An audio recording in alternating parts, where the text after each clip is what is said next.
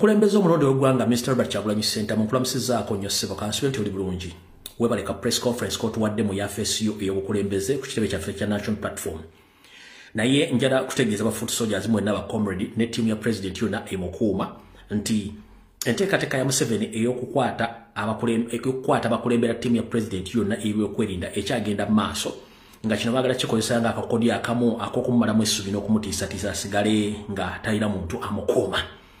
Wotwogerere essaawa zino Mr. President njala kutegeeza nti omu ku bakuumi bo ow'amaanyi gwe bayita Mbogo wonna wooli bakutrackinga. In fact bw'oteebereramu goyinza okuddirira edi mutwe. Mr. President Comrade Mbogo wonna wali mugambe yeeberere mu kuba gwe batrackinga kati ttiimu y'omukulu oli omwoyo Muhammad Ayani ono musajja abadde abatrackinga bali mu kutrackinga Comrade Mbogo baagala mukwata muteeku fayiro eyo ne muganda waffe hayita wala kuba nti kati mulwadde hayita wana wegendeze dana bagala kutrackinga bagala kutwala. So Mr. President tegeeza mukulu Mbogo ne Mbogo wonna wali video kutuukeko abasajja bakutrackinga baagala abantu nga bataano basigadde kyokka kati bakafunako bali bana baagala Mbogo bamuteekeko ne hayita bamwaga n'abala mwenna. So mwegendeze ttiimu ya president ya security esigaddewo nenga njala mutegeeze president ne president ategeeze ttiimu ye mukulu Mbogo wonna wooli gomo security ya president nawe bakutrackinga. Lwaki bakutrackinga? One, n'abala mujjukire babakwatire Kalangala mwenna baali bawooza president bamumazeemu amaanyi nakati kye balowooza naye ekintu ekyekusifu kye mutamanyi mu security alert kiikino. Mr. President akino kankikutegeeze gavumenti ya Yoseriti bahabula otabasira mutabani wa Kalensi tetemuzizire ensanga besibe Nnyando Yosoferi mutabani we Muhoozi Kanyirugaba Diddigi Anita Amongi wasanya Kalu Charles Peter Maigasalo gamulengejja saako muntu gwe bayita Mpuuga Bitaano ne katimu ka Dealers Association. Ekintu kino bayina akakodyo akalake bakiina mukeekalu wakanchi kunyonye mu security alert mu kukwata ba comrade baffe bonna abali mu kukwatibwa n'abanoonyezebwa. Mpuuga ne tiimu ye baagala gikozesanga bargaining tool. Mr. President wulira bulungi nnyo mu security alert. Mpuuga ne Anita Amongi Salonga Mulengejja ne Dealers Association ne government baagala gikozesanga bargaining tool kuyebaagala. One, bakimanyi nti bonna baali mu National Platform nga baali baagala gisula ne badduka okuli Mpuuga, Bedi Bwanika, Joyce Bagabemanga, Juliet Kakande, Mbwate Pama ono w'Entebbe mayi bali babiri waliwo Mbwate Mooli omukiga ne Mbwate Kamono w'Entebbe kati njoyera ku Mbwate Kamono w'Entebbe Mbwate Pama bala ba Dealers Association balina diru yabwe gye balimu nti bakwate security team ya president yonna bamalemu amaanyi then olw'okuba nti basuula tebagenda bawa kaadi kati bakwate ba comrade wonna ba security team ya president bagikozesenga bargaining tool bali basobola okuba nga bafuna access ku president mugenti munnaye government egambye nti abantu ABCD bw'otabalekera before byabwe bakubateekako bantu tebagenda kuwa basirikale bo oba timu ya security ero rest information gyenfulumya kati.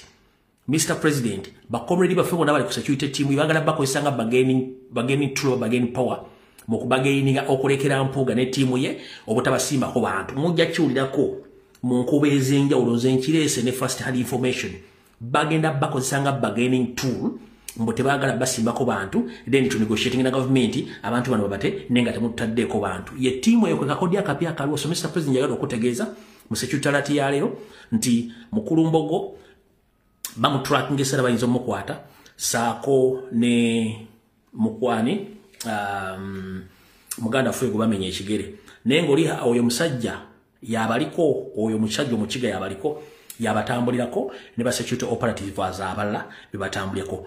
Security alert nga bwe badde njala tutandika information eyatulesa olwaleero kati tusokere no mu kitabo.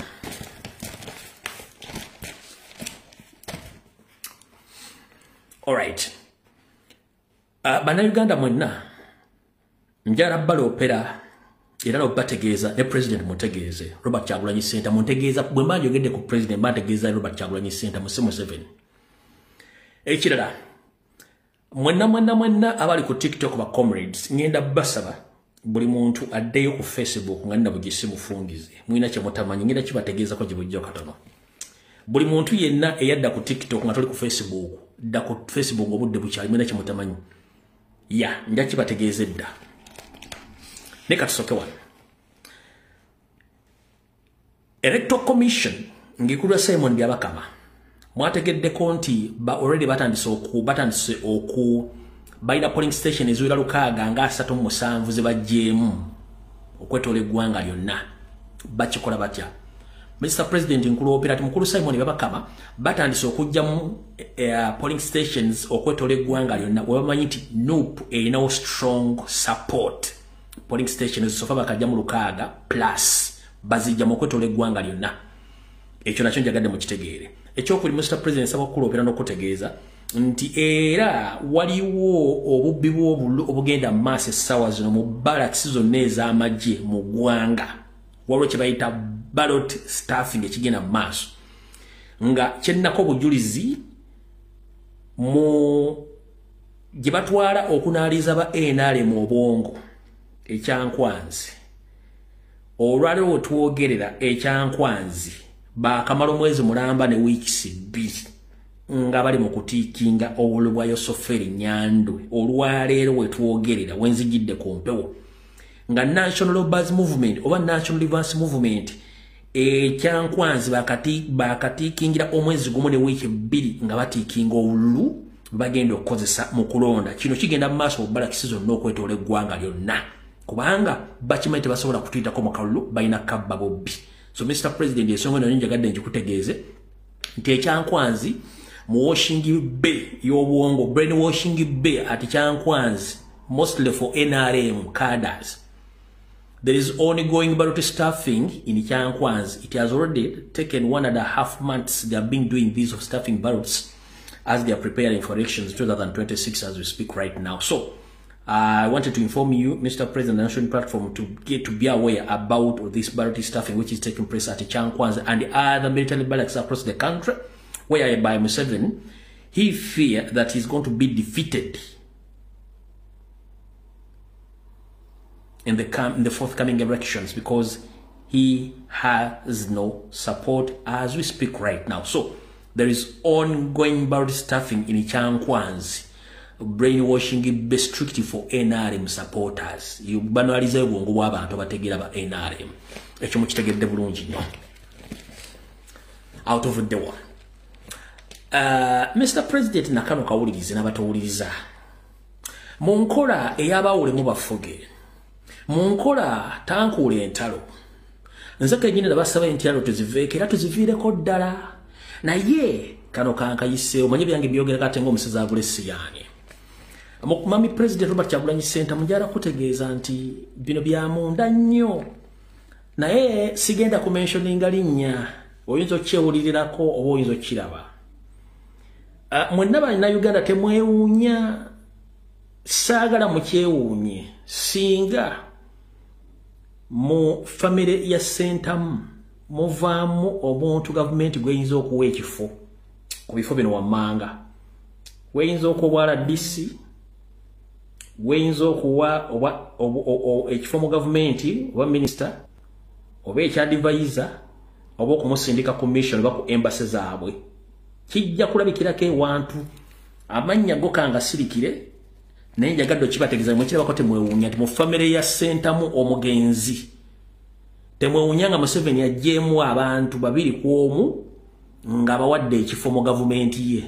So temwewuunya nnyo naye kino ffe twabimanyira kino kijja kubeera kind of divide and rule no creating a confusion. So very soon tumukyulirako temwewuunya nti mu famire y'omugenzi Ssentamu Museveni ajeyo omuntu amuwadde ekifo mu gavumenti ye.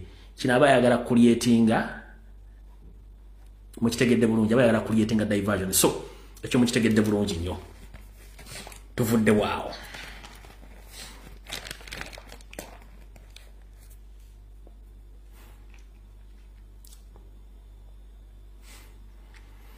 Era sabo mukulu President Robert Kyagulanyi Ssentamu njala kutegeeza nti ekitongole ekiddukanya okubba obululu mu Uganda ekya Uganda Electoral Commission nga kikwasaganye ne National Robbers Movement saako ne Yoseri Tibahabulwa bakkiriziganyizza okufuba okulaba nga okulonda okujja mu Buganda ne mu Busoga kugenda kulwisibwawo mu bitundu ebyo byennyini nga kye bagenda okukola bagenda kuleeta ebikozesebwa mu kulonda wakati w'essaawa 4 ku 5 ku lunaku lw'okulonda lwennyini. Kino kyakkiriziganyiziddwako.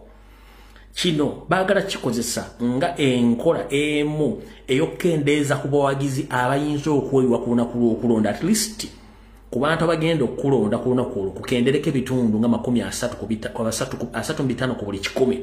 Kino mukirinde mu Busoga region ne Buganda region ewalonderwa ebyokulondesebwa biyinza otuuka late nga akakodyo bakakkiriziganyizzaako.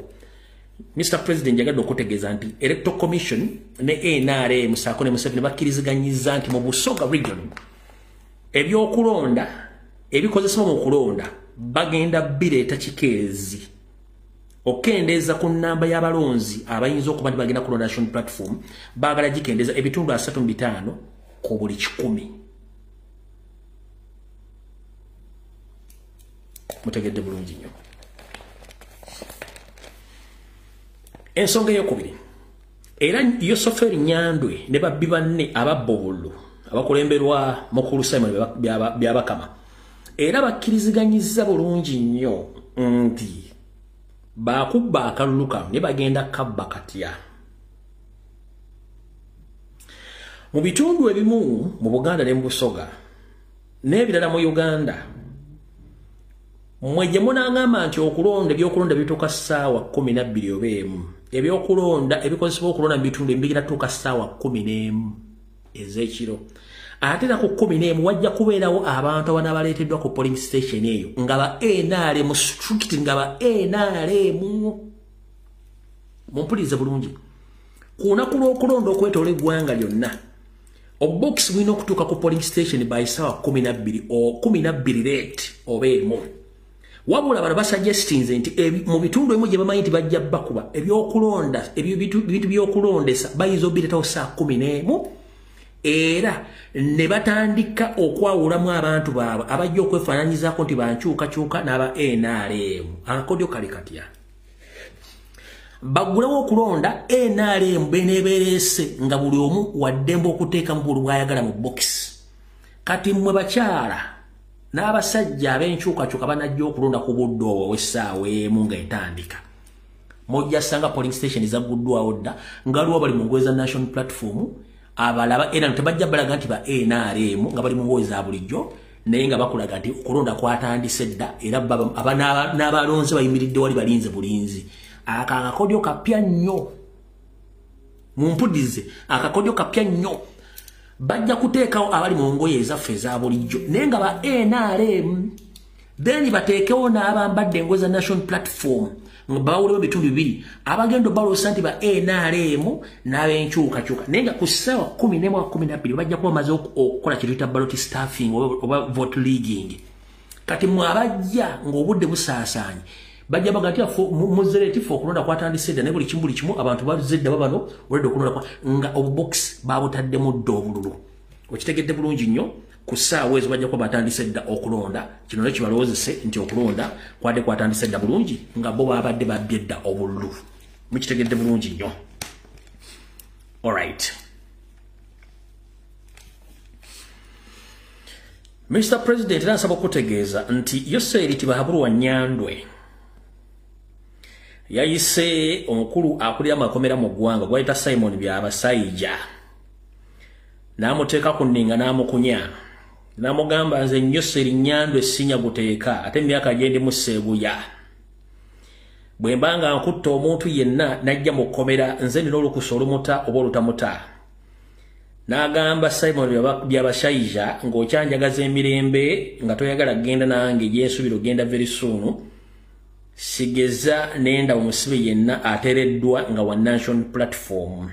Nkiddamu Yoseri Nyandwe yakunyiza Simon Byabasayija akulira amakomera n'amutegeeza tageza n'akola ensobi okuta abantu bonna abakwatiddwa ku nsonga z'ebyobufuzi okuggyako nga yatoye oda era kyovula nti abaana basinga obungi ffe be tutamanyi tebaleetebwa mu kkooti wadde babasiba emyaka emiyitirivu tebaleetebwa mu kkooti olw'ensonga bali ku oda za Yoseri. Emisango gye bwe tegiwulirizibwa era ne mu kkomera tebavaayo babateekayo mpaka kuwulira bubi oyo Nywande Yosero yagambye semu bakama kubanga badde balina complaint wakati olutalo luli wakati wa Inspector General of Police luli wakati wa Geno Kahindo Tafire ne omwami gwe bayita Magambo akwasaganya okunoonyereza ku misango Magambo yo mmanyi saako ne Kijambia olutalo luli wakati wa Inspector General of Police luli wakati woyo omwami gwe bayita Magambo anoonyereza ku misango luli wakati wa Geno Kahindo Tafire saako n'oyo omusajja gwe bayita Christopher Damuli ya Kijambia olutalo luli lutya gobadde okimanyi nti waliwo abaana bali mu makomera nga tebalina fayiro obadde okimanyi mu makomera eriyo abaana batagendako mu kkooti nga tebawozesebwanga obadde okimanyi nti ku Seemwayi ne Kololo ku safe house za Damuli saako ne waggulu eri ku police headquarters saako ne saidize neri ku Seemwayi endala eri ku Jinja Road okimanyi nti eriyo abaana amaze emyaka 3 ena nga tebagendako mu kkooti bali mu safe house nga tebalina na fayiro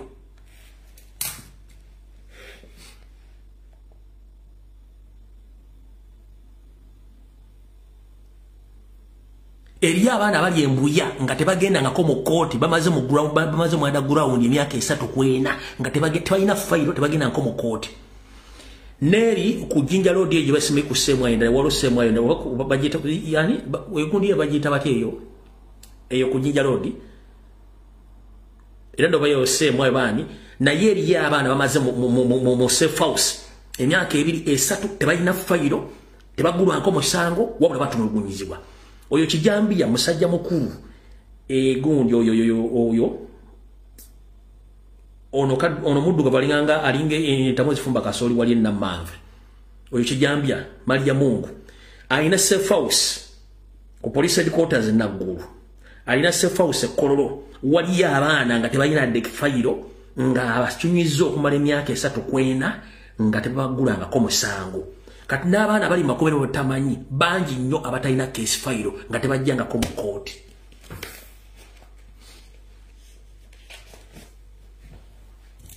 bayiga ekintu kimu kwata omwana yenna ng'omujja mu ghetto omuteekeko omusango gw'obubbi naye nga n'obujulizi tebuliwo n'omuntu gwe yabba taliiwo bo kye bayiga ekyo so in Uganda as we speak right now it is a crime to support change. Whoever comes out to support change, automatically the government opens a case against you, and it's a criminal to support change in Uganda, whereby the government has orders to arrest each and every person who supports change. With immediate effect, they implicate you in terrorism or in robbery, whereby they take you to some safe or to torture chambers. They're not safe houses because it sounds that those chambers are safe. They're not safe. They are torture chambers, and those torture chambers are found in Kampala City, Mukono City. They are found in Wakiso and in Entebbe, and the city center in the residential area of Kololo, Naggulu, and in Nakawa. It's a crime now to challenge Museveni. Whoever comes out to say that Museveni must go, he got arrested or kidnapped, and they take him or her direct to the safe houses across Kampala. They add on raping women and even sodomizing men or boys in those torture chambers. And it's taking place in Uganda, but no one can come out and condemn. The president of National Unity Platform, on several occasions, he had tried to report such cases to Uganda Human Rights Commission, which is led by Madame Wangalia, but Madame Wangalia, it seems that he's working for regime. He doesn't work for human rights. At one time, he even chased the president away from his office, from her office, that she doesn't have any kind of file against the kidnaps or the political prisoners. Because for her, recently she went around all the prison asking for political prisoner without knowing that if they arrest someone, they don't open a case against him or her that they indicate that he's a political prisoner. No. The only case they know is that these people are criminals, that they are terrorists and robbers. For instance,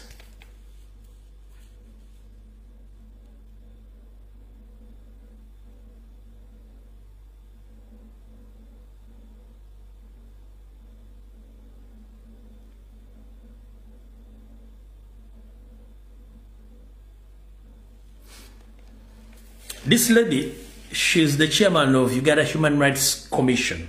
At one time, she was asked the whereabouts of political prisoners. She said that she had tried all her levels to check on all prisons. She didn't find any political prisoner there. This message is in Uganda, but I've tried to translate for you to understand.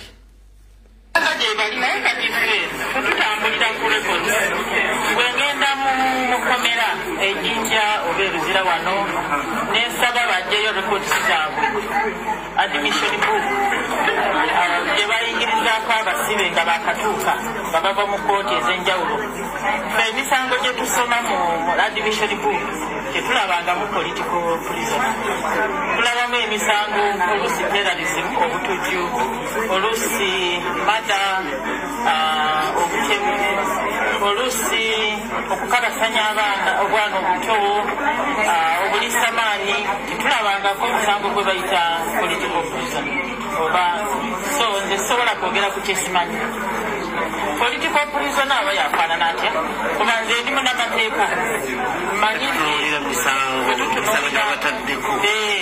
misango egibasomeddwa. So sisobola kugwetekawo kyesimanyi.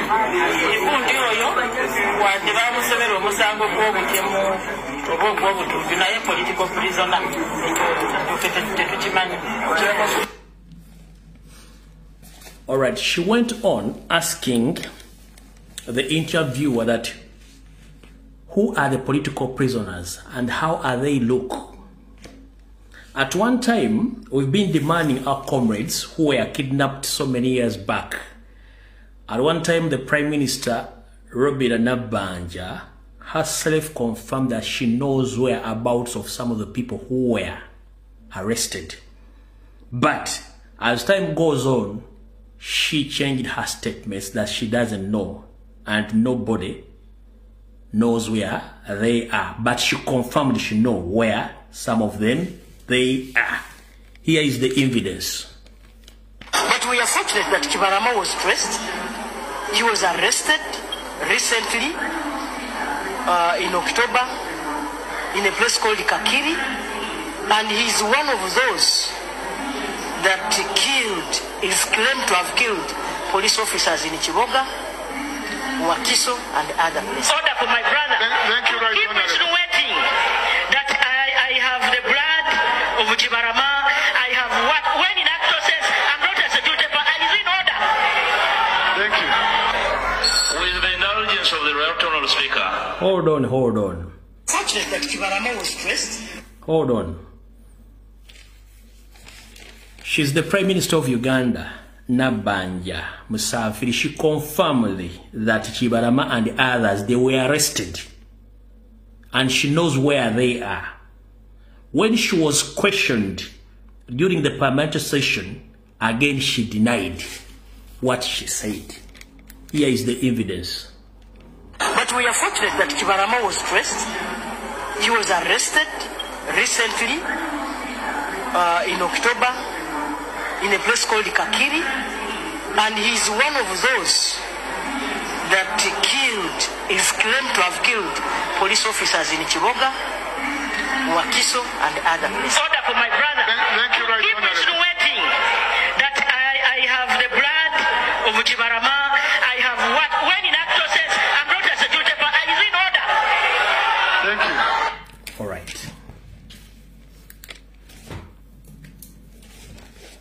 That's the evidence we have. Tuchagenda mass. Maina bagambi bagenda ku TikTok ne mulika Facebook. Mwina kye mutamanyi.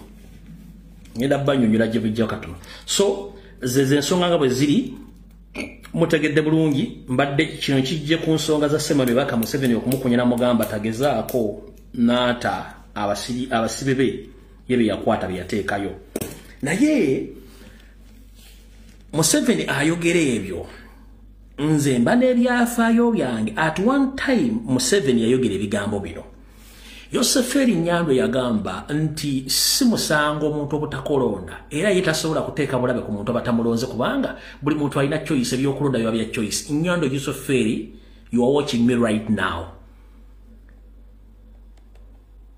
Social media doesn't lie.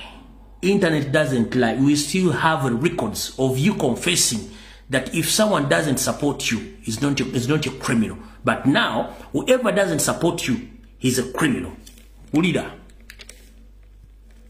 So how can it be that people who merely did not vote for me should not be served? Who are free citizens of Uganda? Voting for or against Museveni is a constitutional right of all Ugandans.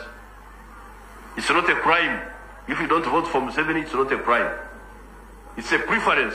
It's a preference. You prefer so and so to so and so. Of course, some of the preferences can be wrong politically, but it's not a crime to make a wrong political choice. It's a wrong political choice. It's not a crime. Therefore, like those people in Acholi and in Lango and in Arua who did not vote for her, they should not worry at all. I hear that some of them are worried. Ladies and gentlemen, during the 1980s, 1990s, 2000, Museveni had a strong support in Buganda, in Ankole and other parts of the country, including the eastern side of the country. But Museveni had no support in the northern part of the country. Do you copy that? Museveni yalina obuwagizi mu maserengeta ga Buganda omuli Abanyankole Batoolo Bakibonna ne Buganda ne Busoga. Teyalina buwagizi muki mu Mambuka ekyo kikinyi yakyogeredde omanyi ffe tulina history wano.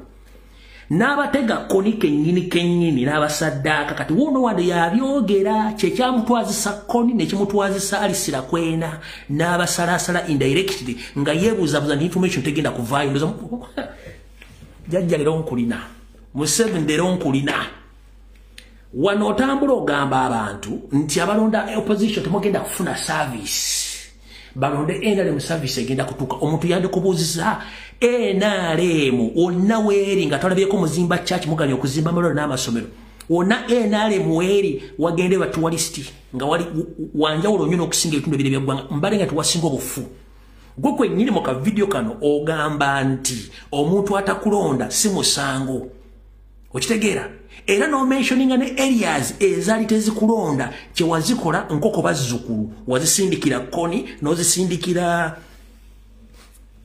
nozisindikira ne alisira kwena ne abasalasala ng'embaata zaneti kati olwaliro kankulage nti information tuba nayo. This message is directed to all our comrades and brothers and sisters in the northern part of the country. Museveni is good at converting information. Museveni is good at lying, whereby he pretends that he loves Uganda, but he doesn't. Museveni hates people who doesn't support him. In public, he can speak something good, but after going into his secret rooms, he orders different orders to kill or to eliminate whoever doesn't support NRM. Here is the evidence. Because at this time, Museveni didn't have support in northern part of the country. Do you know what he did? He created a rebel group led by Kony. Kony massacred people in northern Uganda. Here is the reference.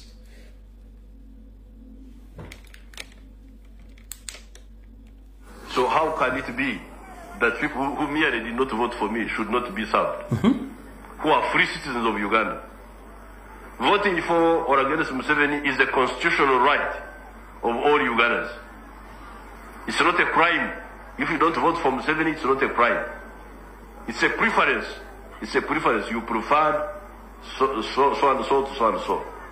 Of course, some of the preferences can be wrong politically, but it's it's not a crime to make a wrong political choice. It's a wrong political choice. It's not a crime. Mention areas. Therefore, like those people in Acholi. 1. And in Lango. 2. And in Arua, who did 3. not vote for us. They did not worry at all. I hear that some of them are worried. They think that we shall do something.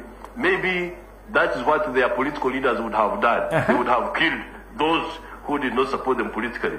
But the National Resistance Movement does not do that.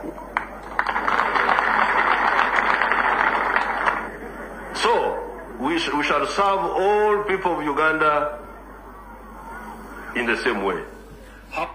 Sagala kumalira ku budde. Nze njagadde kulabisa bulabisa enseetegere, who the hell are you? So, nze mutegedde omusajja ono. Mutegedde omusajja ono buli kyayogera aba alina record ate abajja kikola. So, you paid them the way how you did because they didn't support you during that time. Ojja kitegeera. Awo tuvuddewo katugere ku nsonga endala. Alright. Onakurajjo na postinze video eziraga amayumba agazimbiddwa mu side z'Ettemangalo. Manyisitira nnyo kusoma comment era siri wa comment section wabula abantu bangi baze ne banga nti ezo nyumba tuzimanyi nyumba za National Housing and Insurance Corporation era za NSSF bali ni conjunction ne NSSF ngamba good enough kubanga recording akatambya ko gente nyumba za Muhoozi kati ebiseera bisinga kyetuyita information ebera challenged naye with pure information go kuchalinga information gitupa postinze olina okubanga olina evidence one gwenyabo nawe sebo eyagambye nti nyumba ezo muzimanyiza National Housing n'ettaka lya oba litaka lya NSSF mukulu kansoke nkubulira mu Uganda tekyaliyo kintu nga si kya Museveni oba kisa family ye ne bw'okyulanga kisa private company nkubuulira njagala okkiriza bino mu Uganda Housing Corporation kitongole kya Museveni ne family ye nga ne Salimu Salemu ali National Social Security Fund mwe kungulwa kulaga kitongole kya bwannannyini kya government ekivunanyizibwa sente za mwezo na bazijja mudda teziriimu era Museveni ya holding ekitongole ekyo nakyo mukimanyi so ekyokulabirako local construction company it's a foreign company but Uganda yafuna franchise okozesa ekitongole ekyo naye oba document local efuna sente okuva mu budget ya Uganda nga nebizimbe loko byezimba byonna ebizimba nga atejja sente mu government ya Uganda ani atwala sente ezo kati njagadde okulaga teri kitongole kimu Uganda kati nga si kya Museveni si kya Salimu Sali si kya Muhoozi si kya Janet so enyumba zonna ezimulaba ezo zonna ziri under Museveni's family ne regime ye reference njagala mutaginge mukyala Betty Nambooze bakireke akikirya mukono mu 2006 it's on record mu 2006 Betty Nambooze bakireke njagala ojero video bagikusala bagikuwe mu 2006 ng'okyali ku CBS nga muweereza Ssaabasajja Kabaka ng'era mukyayogera ensonga z'ebyobufuzi Nambooze wasomesako ku system ya Ujama eye Tanzania Museveni gye yakoppa Nambooze gwe kennyini wategeeza eggwanga nti ennyumba zibazimba nga zifaanagana mu bitundu bya Buganda ne Busoga ennyumba zino zonna bazizimba nga baagala kujja bannayuganda abali ku mataka gaabwe bateeke mu nyumba ezo mu bitundu biriraanyo constructing of industries z'Abachina nga bano be batadde mu nyumba ezo bwe bagenda obatala bakolenga emirimu egyo egy'obuwazi nga bafuna obusente butono olw'okuba nti babwa ennyumba okusulamu nga babagoye ku mataka gaabwe gonna gye bali bwemba ndi mukyamu Nambooze njagala okoleka video nga Benturumbu ye yalimbye 2016 ali ku CBS guno omutwe gujja gulina information yonna wano ku mutwe gwange kambalaga katambi ako ne Nambooze wale bategeze kati gwe yakoze meziro kati nyumba za NSSF simeza National Housing teri mu Uganda kintu kye kyayina wano byonna bya Museveni kankugire akatambi okategeere nze si posting information nga sirina ko record yayo kakano asubire masire ulwandi ene kintu kino kyenyaga balaga madde nzeeke no wakiso awo wabeerawo saati gyenza okupima nengwa ku kintu kino. Mukiraba ekintu ekyo nkyetegereza bulungi nnyo. Kiikyo mukiraba nga bakitambula kanti batambulize bulungi kiikyo. Ekyo kyonna kyemulaba ekyo oba Rio Estate naye nga si company nti estate ya company estate. Ekyo kintu kya Muhoozi. Eyo Muhoozi project mayumba bagali mu mmeka namwe musobola okubalabala mu gaago. Naye nga sente za muwa musolo n'ettaka ly'abantu lye babba ne babawo obusente bwe babawadde ne bazimba ekintu bwekityo kiikyo. Alright. Kati gwa commentinga munnange oli waddemu commentinga nenoonya information. Ezo project zonna Museveni lyakoze system ya ujamaa ababa tamanyi politics wa East Africa. Mugende mbuuze ujamaa system ya Tanzania gye bali bataddewo Nyerere gye yataddewo ne Museveni gye yakopi wabula ekizibu ekiri mu Uganda. Nti ujamaa system Museveni yamulemye okukozesa olw'ensonga nti economically tumukubye tu abantu tebali willing kubeera mu concentration camp ez'amayumba bwe gatyo. Kati mumba mwagalo kitegere ekintu kino abali mu America muina kye muyita location. Enyumba zizimbibwa mu za flat nenga bazita location owabera bakaddugala gye babateekeyo ne bayikire ya madinisa. Kane eze za location eziri mu America ono ne yali akoze ujamaa system ne Tanzania bino bya Tanzania byaliyo. Kati nga kyagala okukola Namboze Madam Betty Namboze njagala oveetegeeza abantu mission yeno. Kubanga millions and billions of Ugandan money were spent on this project, but unfortunately the project failed due to the resistance of Ugandans. Muna Uganda lwakirabira mu kiyu kimu oba mu kisenge kimu nenga alina emirembe gye Museveni byayagala okukola. Sente nyingi ziri mu project ezifanagana kwezityo. Abatalina information bane mugende empola fe tuli mu exposing abasajja bana ababbi. An information yenkuwadde about that ujamaa project eya Museveni gye yakola mu Buganda ne failinga. Chovola banti Salimu Salageze mu North na yatandise bi factory nenge factory zinja bazisuula eyo ne project yaliyo munama we batekayo project yezo nga bagala twala mataka ge obukasango nabatekeko search project C ezo project nyingi nyo wabula za failing okola kuba tebakyalina sente n'abantu bali resistant bali bajja kujja mu ghetto bayole buli muntu ali mu ghetto bakutole bakuteke mu flat yezo amataka ge ghetto gonna Museveni ageddize oba okiwakanamu kubira Namboze simu yimo mujimuyina mukamusalira mwajja bategeza kyemba gamba wano.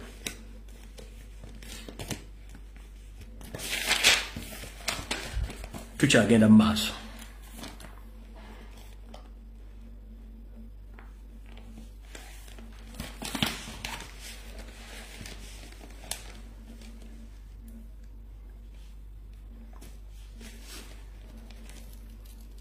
Ozama kitegedde awo.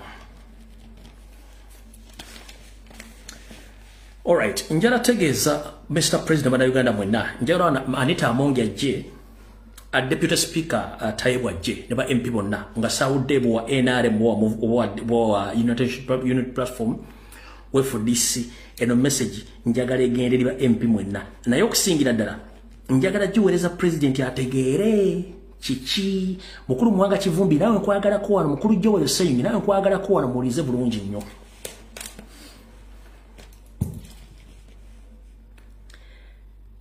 Njero tegeze gwanga nti ensimbi obuwumbi 55 ezaagabibwa basedduvuto mu byenfuna bamemba parliament sente zino bonna baazifuna okujja kondoza ba MP balinga 18 nenga ba national platform bokka 18 okudde babega kuba enamba ejjagenda efunda abasigadde bonna ba MP bafuna sente.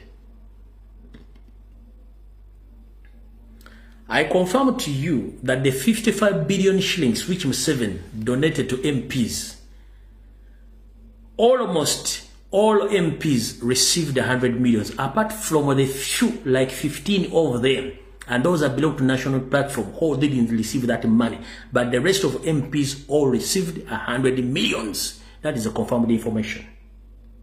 Amanya nchaga kunganyaga gali mu 18 okuba gakendera buli lunaku okuwera ku namba gye njagala gatuuke ko mu kitegedde bulungi. Kati wuliza bulungi nnyo.